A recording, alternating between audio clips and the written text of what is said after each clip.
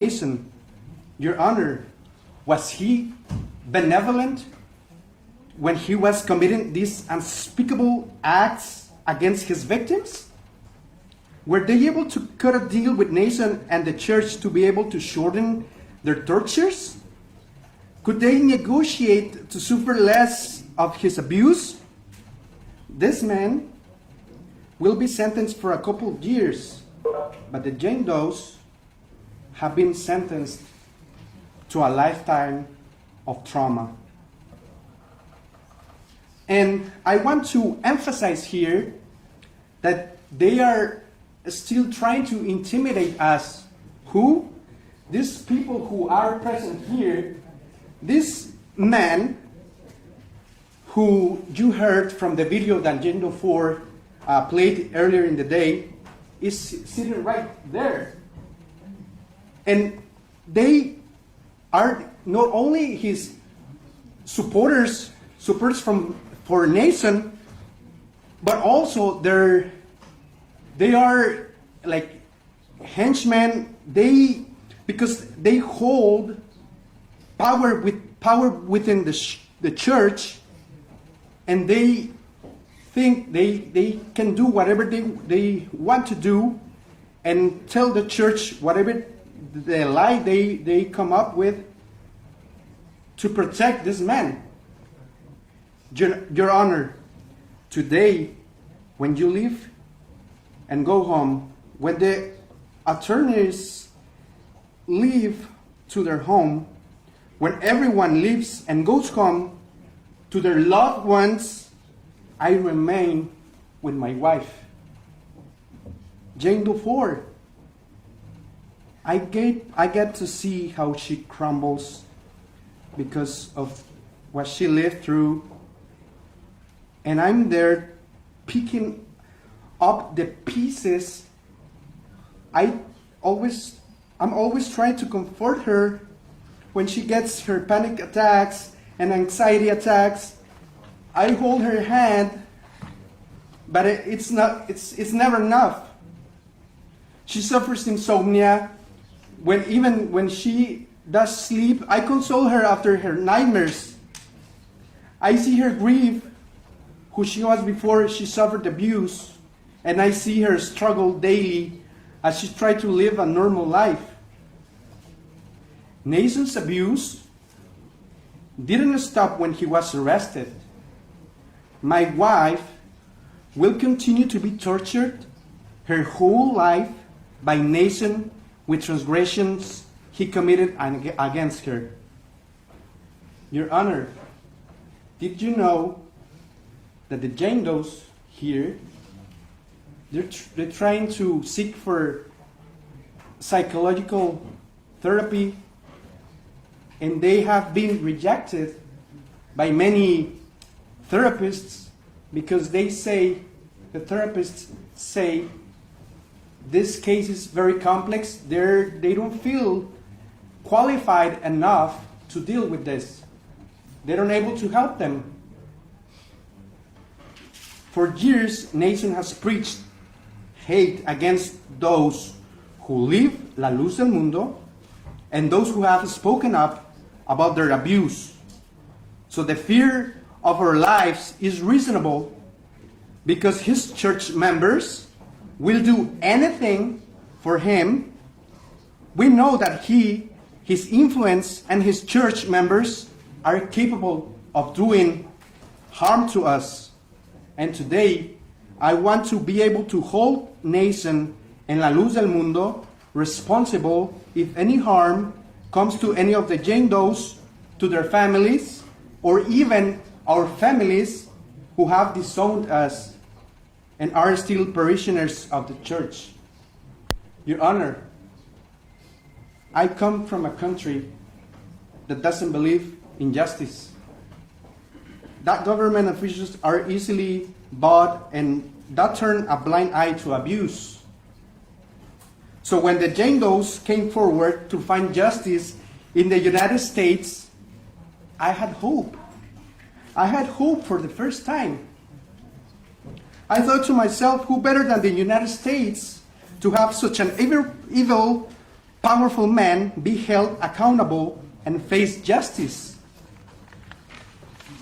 Your Honor, I want to finish by saying that I hope that by the time we leave this courtroom, I can still say that the United States stands for justice for all. Respectfully, James Doe, for husband. Thank you. Thank you, sir.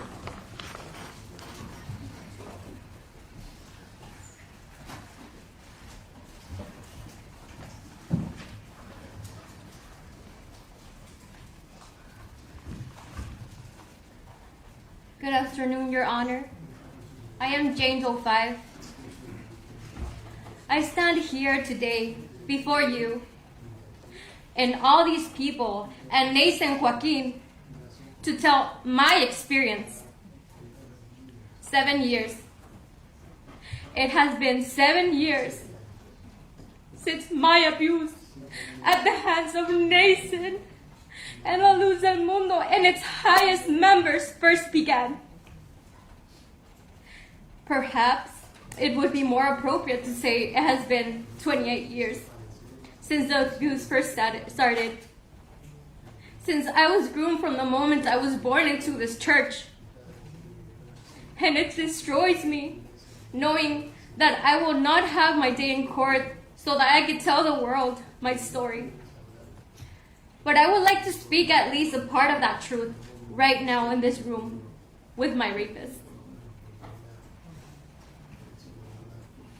For the past 3 years, Naasón and his attorneys have argued about my abuse was consensual, that I wanted it,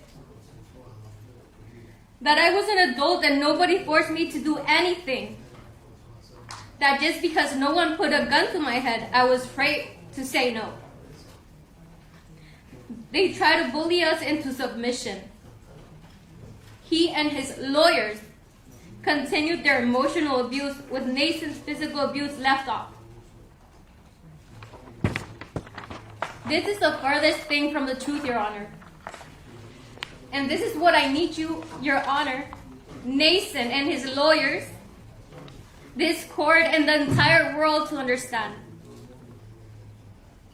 I recall sitting in the living room of a safe place, seeing some of the agents speak on our behalf when the defense would ask that if they had put in a gun into our heads. I wish that he had put a gun to my head instead of forcing me to go through everything he had put me through, because then I might have had a chance to resist.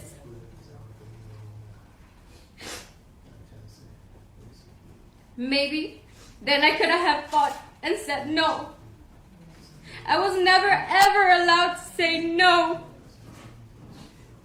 And even when I tried, I was reminded why I couldn't. As our stories came out and we gathered the courage to speak against him, people began to blame us. They asked us how we could have been so stupid and naive. I mean, I get it. I keep asking myself that same thing. How could I have been so stupid? How could I have believed all this lies? How can I have put myself in this situation? And up until this past Friday, when I was told that Naasón and the prosecution reached a plea agreement, I feel like I would be able to have a chance to explain it all. It breaks my heart and spirit to know that he was allowed to enter a plea without my input. Your Honor, this is a dangerous man. He has destroyed so much in me and my faith in humanity. I keep finding myself wishing that he had just killed me, because at least then I would be put out of my misery that I feel now, and I know I will feel for the rest of my life. Naasón Joaquín, he took everything from me. He took away my family. He took away my friends. He took away my trust and my innocence. And now, all I'm left with are broken and ugly pieces of memories of what he did to me for so many years.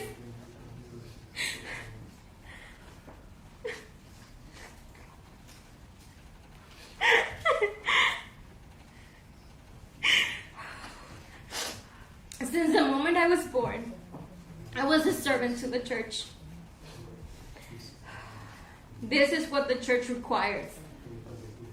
Me and my family had the utmost faith in our connection to God and our Savior, and would have done anything He'd ask. We all would. Ever since I was a kid, I was told over and over again that serving Him was a privilege. I was told by the ministers that scrubbing His toilets was an honor. That I had to obey all His wishes and never betray Him. That if I served Him obediently, that I was gonna be guaranteed a place in heaven.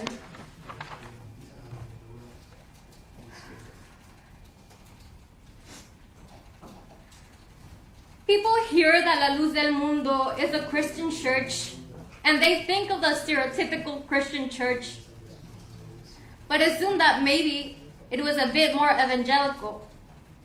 Maybe we had Nathan at the front of the church passionately delivering a sermon. But this was nothing La Luz del Mundo. La Luz del Mundo is a cult that prayed at Nathan's altar. We believed in Him as our Lord and Savior. We didn't celebrate Christmas growing up because the doctrine forbade us. But you know what we did celebrate? Nathan's birthday.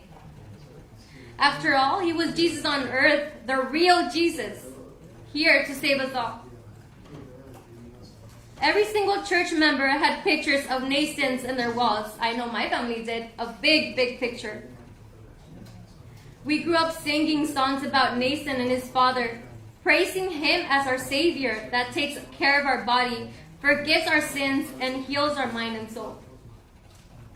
We sang these songs morning, noon, and night. The church required us to dress modesty. Long skirts, long sleeves, no cleavage. We were not allowed to have boyfriends or be with members of the opposite sex. We were always required to serve the church and volunteered every single day for hours on end. I followed all the rules.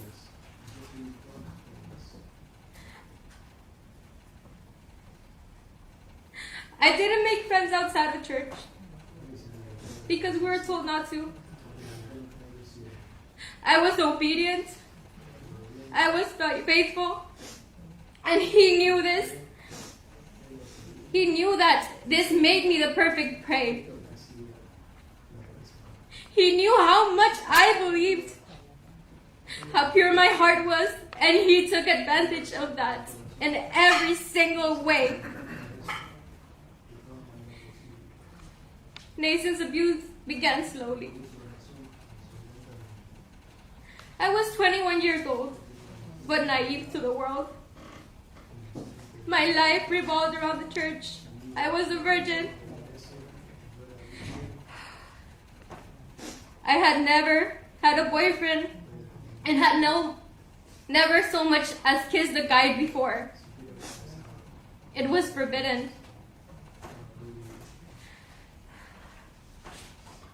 One day, I was approached by a few members who told me that I was chosen for an extra blessing from Nathan, and I felt excited. They told me how special and lucky I was to be chosen to be part of the secret group. I was told my blessing was to dress in lingerie and to do a dance for Nathan. And I remember the blood draining from my face, and I started to panic.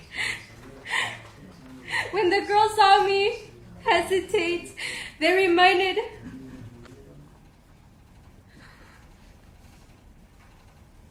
They reminded me that I must serve the Lord without question. I remember being so nervous and uncomfortable, but I just kept praying for strength to receive this blessing over and over.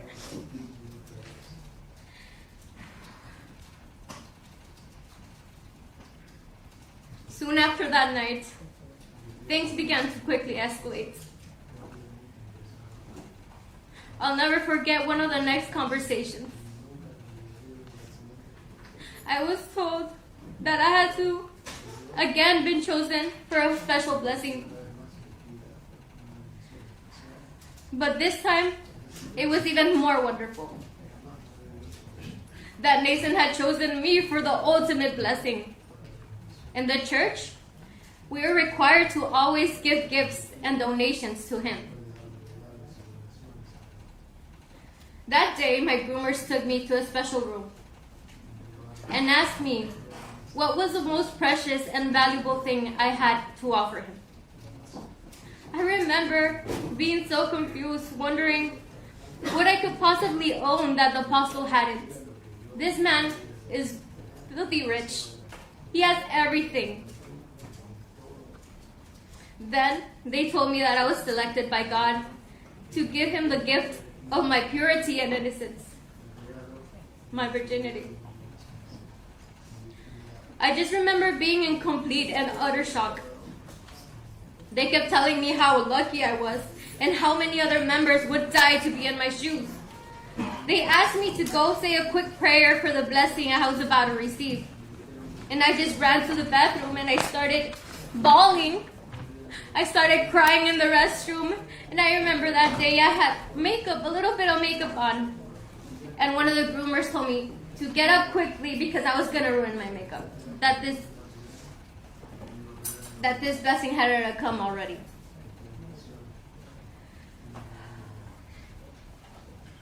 The girls tried to convince me to come out, quoting my scriptures and Bible verses, telling me that he was a servant of God, and I was required to do everything he wanted, that I would forsake him if I said no.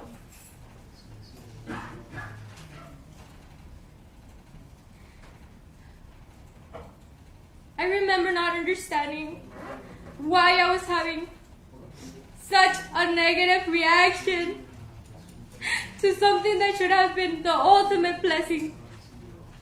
I prayed and I prayed and I cried and I cried, and I could still not understand why my body did not feel blessed. Naasón would have said that I consented to having sex with him. That was only because you fooled me and everyone else in thinking you were God. I never consented to having sex with you, you vile, evil garbage. In a million years, I would have never said yes to you. In a million years, I would have never agreed if I hadn't been brainwashed over and over again to believing that you were God.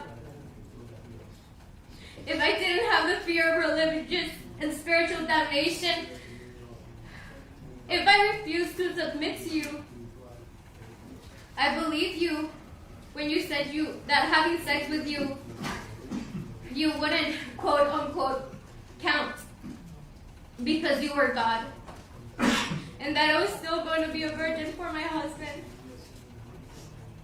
He knew how important it was for me to stay a virgin for my husband, for my future husband. But even when thinking that you were the apostle, I was still terrified. You were so aggressive that night. You were violent. The pain hurt so bad, and I recall there was so much blood in the towel they had put in the bed. It was everywhere. You and my groomers knew that it was an awful experience for me. if thinking you were God wasn't enough to make it okay, I kept wanting to run away. And I had to tell myself over and over again that I had to do it, that I had no choice.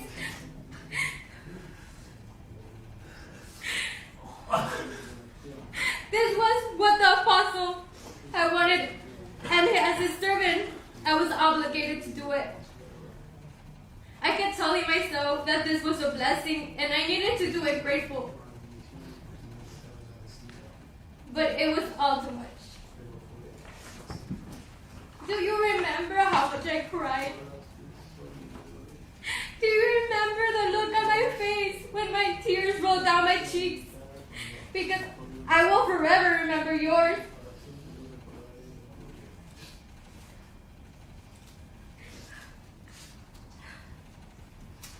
Do you remember when my groomers had physically hold me down so you could rape me because I was struggling to get away?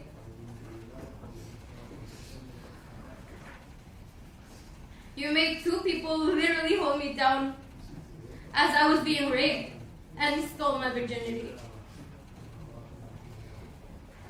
Is that what you and your lawyers think is consent?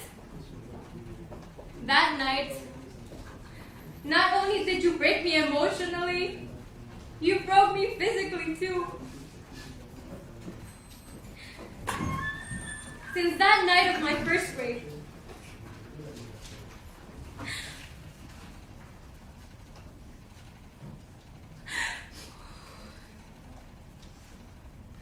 I have been in the most horrible physical pain. It began then, and I still feel it constantly. I feel like my hips are being torn apart, and my spine is being twisted into oblivion. That not being enough, you had me married to a complete stranger in Mexico. I feel like I was being sold like cattle, and now I was to obey my husband. He too was abusive.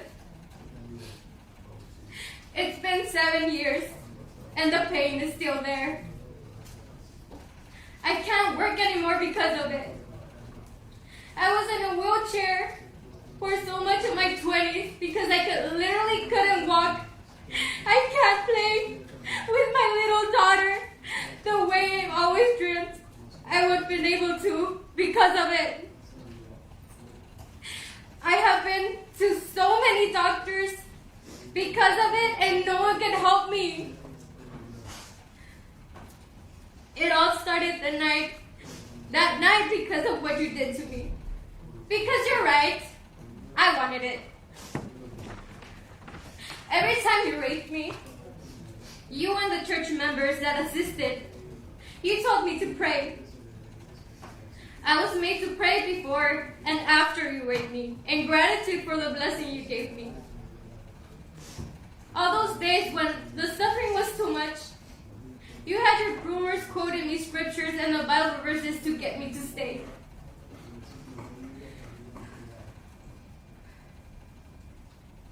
I was consistently told that I needed to pray more, to have more faith, and that any negative feelings are the devil taking a hold of me. You used my faith to silence me and to make me submit. You all reminded me that the Lord tests us and that we must show our faith even when it's hard for us, even when it destroys us. I was destroyed in my body, my mind and spirit. But you never lost an opportunity to tell me that that was how religion works.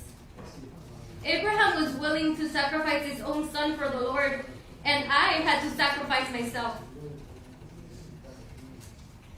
They quoted me scriptures that told me that I would be eternally punished if I refused, that my family would be destroyed, that I could be infertile, that I would be damned.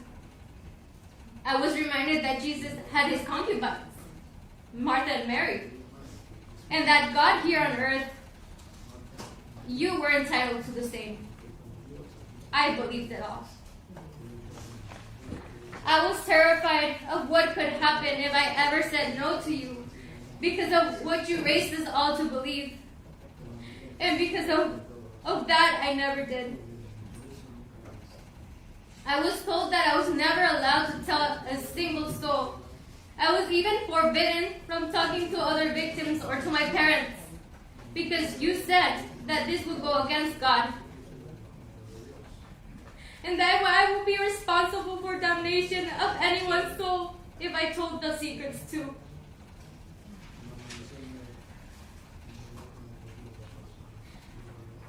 You used me as your sex slave, and I had to respond to your every whim for years. And when I wasn't your sex slave, I was your personal one too. I had to cook and clean for you like your personal servant. And I did it all because I still believed. Because I was told day in and day out that I was one of the privileged who was receiving such the ultimate blessings. I still have so much shame for everything that you made me do throughout the years. The things you made me do were unspeakable. They still are. I hated the way you touched me. But I was ordered never to resist. I was told that I must ignore my feelings and appreciate the blessings.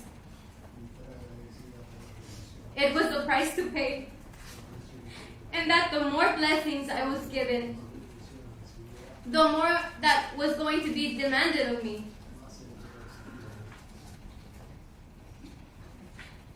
You took everything from me.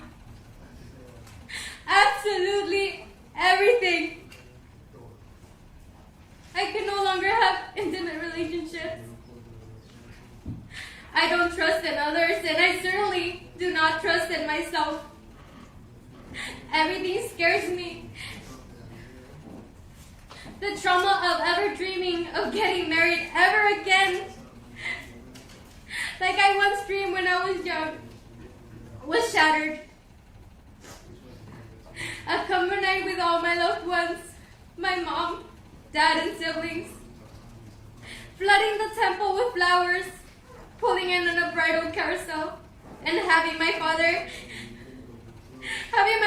take me by the arm through the aisle.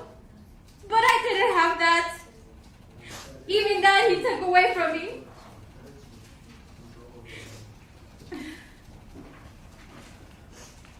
Even after he was arrested, I still believed in him.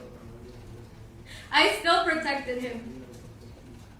I was still so brainwashed. And while you were in jail, your reach extended. You had your private investigators and pastors and bishops canceled. Do your dirty work. Even after you were arrested, I was still protecting you and believing in you.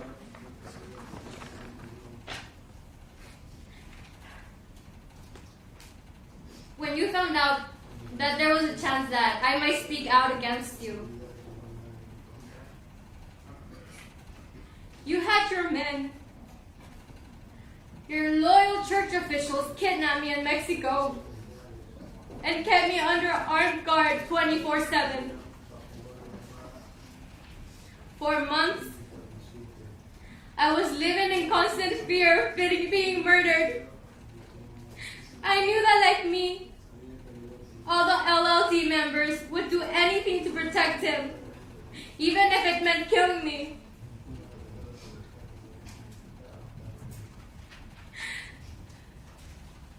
I remembered I was so terrified and under such immense stress that my body would just shut down.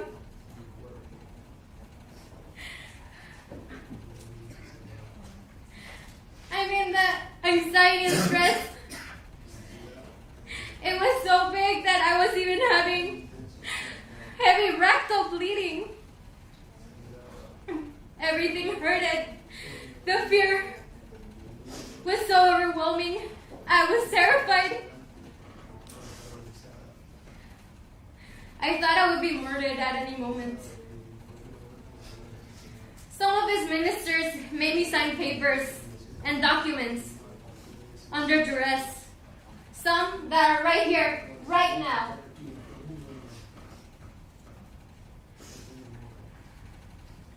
Promising that I would not testify against him. I had no will, and I had no voice. His guaruras guarded me every move.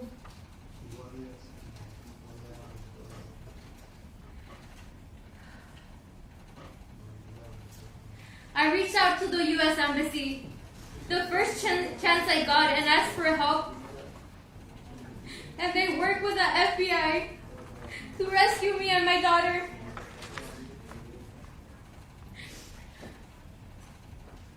And even then, it was so hard to go against you.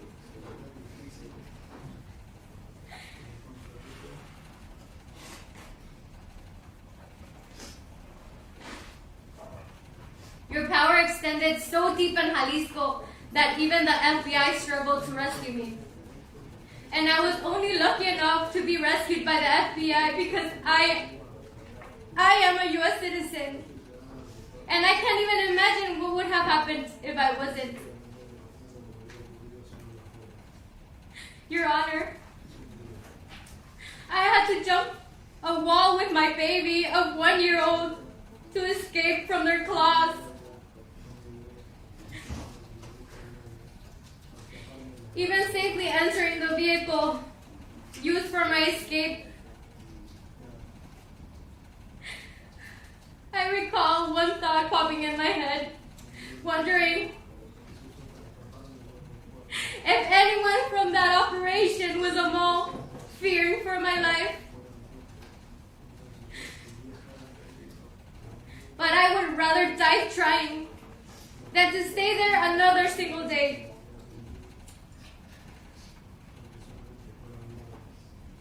Once I was rescued, I thought I was safe. And that my nightmare will end, but it had just only begun.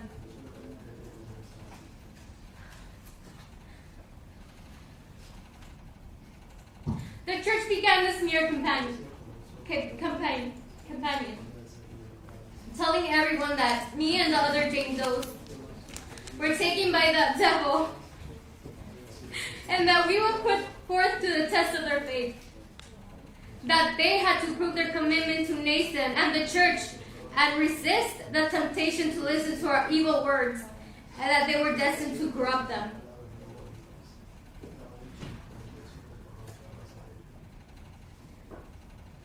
That it was their duty to silence us.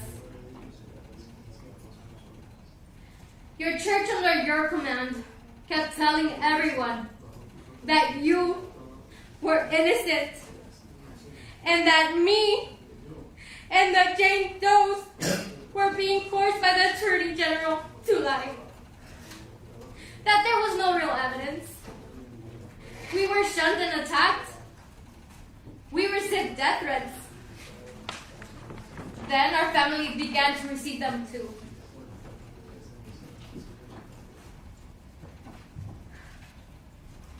I was constantly harassed by church members.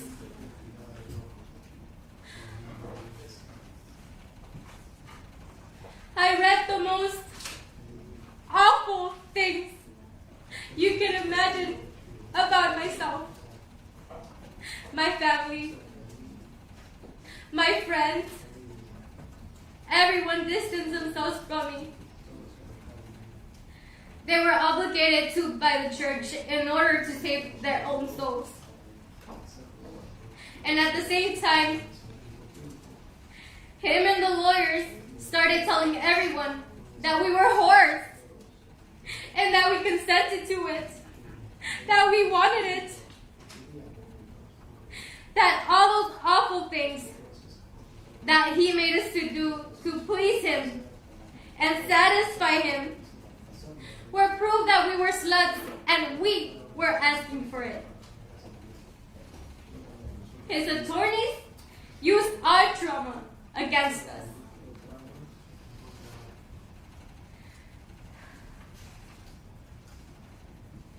People have asked, if there's so many victims, why has no one spoken up? It is because they know how high of a price it is to pay to speak against him. All of the loneliness, all of the shame. It is the worst torture a person could experience. He has taken everything from me. He has taken my dignity, my life, my youth, and my innocence, every little bit of it. I can't sleep through the nights because of him. My body just refuses to sleep for the fear of the nightmares.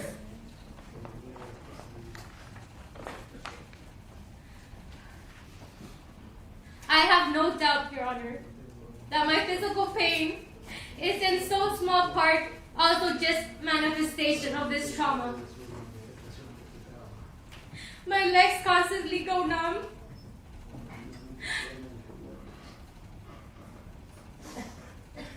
I am in excruciating pain all the time. There is not a single part of my life that his abuse has not touched.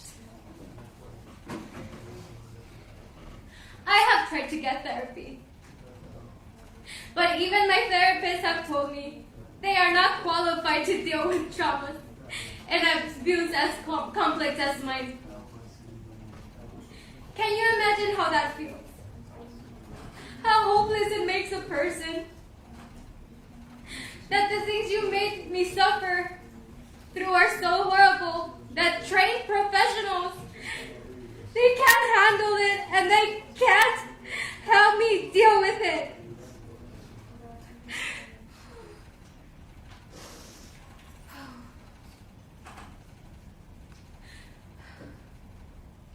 They can't hear the things you make me experience.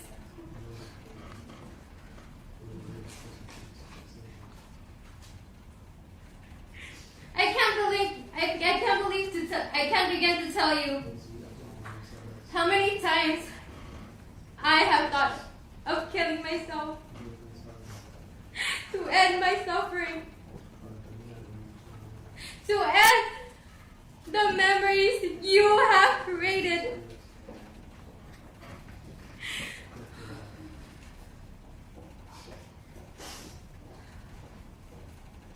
I have been put in a mental institution because of the things he has done to me. The only things that keep me going is my daughter. And it breaks my heart that the pressure of my life and my happiness is on her tiny shoulders. The struggle with intimacy and trust, and it kills me to know that she will likely grow up with a single mom because of what he did to me. Because I can no longer trust in men because of him. But I forgive him. Yes, I do. Because I need to do so that I do not remain in the past. But God, the God that I came to know, not his, will he, knowing that he has served God's place and his son Jesus, to know that he heard his children's innocence, speaking heresies of him and his son. All this in order to do away with his filth. He is the Antichrist because he acted and did everything against his teachings. I also forgive the devil's advocates, his attorneys. But not another innocent soul will be taken. And as he would say, God be with you. God will be with him. And God will pay him. Your Honor, I beg of you to hear my voice this afternoon. To hear the voices of my fellow survivors. This man,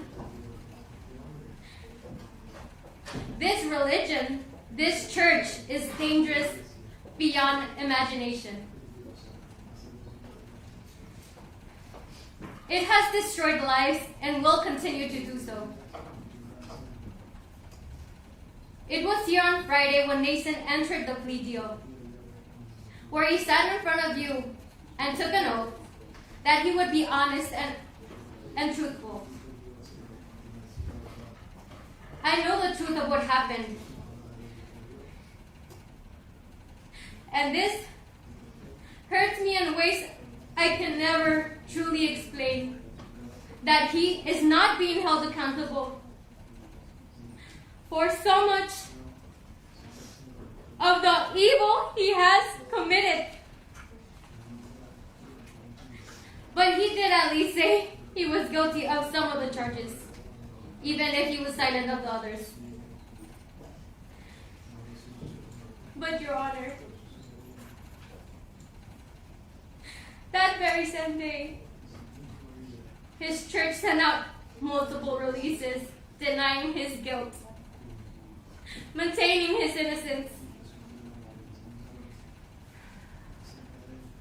telling the world and his church, millions of followers, that this legal system, this court, this room, is the corrupt ones.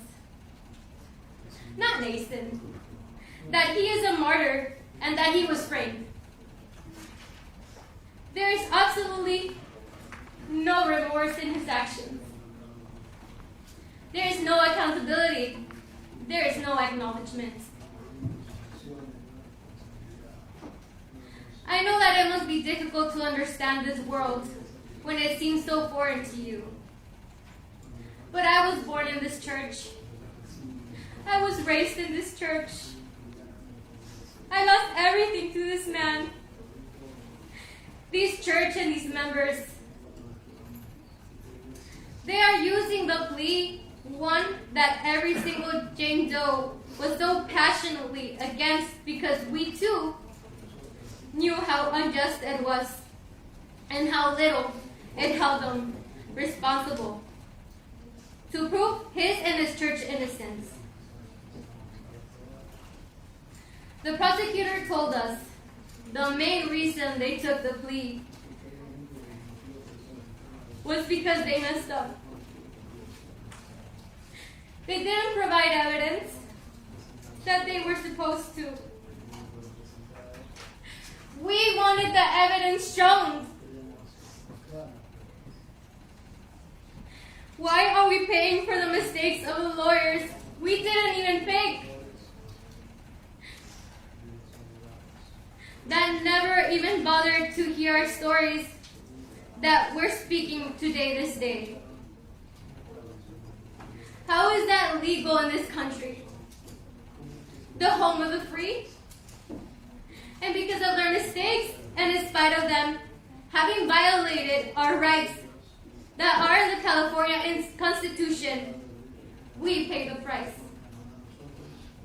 This can't be true. This can't be justice in the U.S. Your Honor, I beg of you, with all of my heart, to please, please, please extend his jail time to the greatest legal extent possible. Please set an example of him for all those other victims out there, they are scared to come forward. And they think that the cost is too high to speak the truth. Please, look at me in the eye and see my tears. And let everything I went through be for nothing. Thank you, Your Honor. Thank you, ma'am.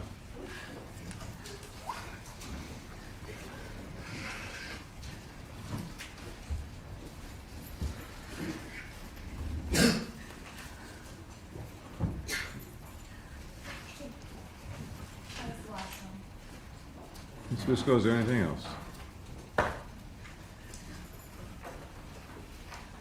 I don't believe anything else from the victims, Your Honor.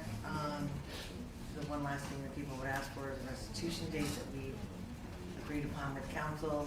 We'll provide them the documentation, and we have it all, and if needed, we can have that hearing. What date is That that? will take it off calendar.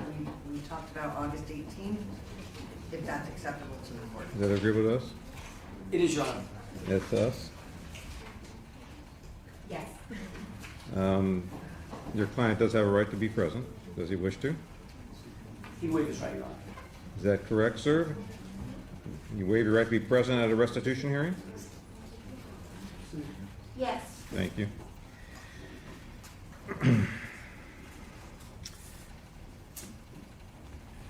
So I've been a judge for a long time.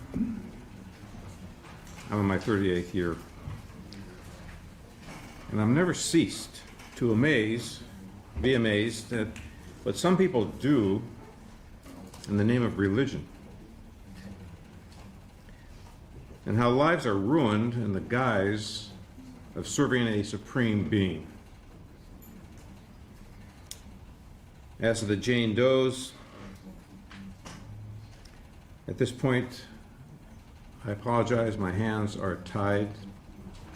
Lawyers do what lawyers do, and at this point my hands are tied. But I further want to tell all the Jane Does that the world has heard you. I promise you that. As to those family members that have abandoned the Jane Does, shame. Shame on you. And as to the defendant, I say, you are a sexual predator. In this case, probation is denied, the reason being as a condition of the case settlement.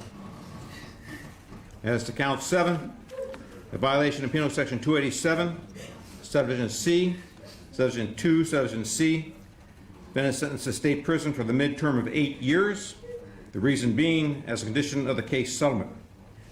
As to count 9, violation of Penal Section 287, Subdivision Subdivision C, Subdivision 2, Subdivision C, defendant's levied a consecutive term of a full term of the midterm 8 years in state prison. The reason for that is as a condition of the case settlement and under Penal Code Section 667.6, Subdivision D. As to count 1, a violation of Penal Section 288, Subdivision C, Subdivision 1, the defendant is levied a consecutive term for the reason of being part of the case settlement. It must be 1/3 the midterm. The midterm is 2 years. 1/3 thereof is 8 months. The defendant is levied a term in state prison of 16 years and 8 months.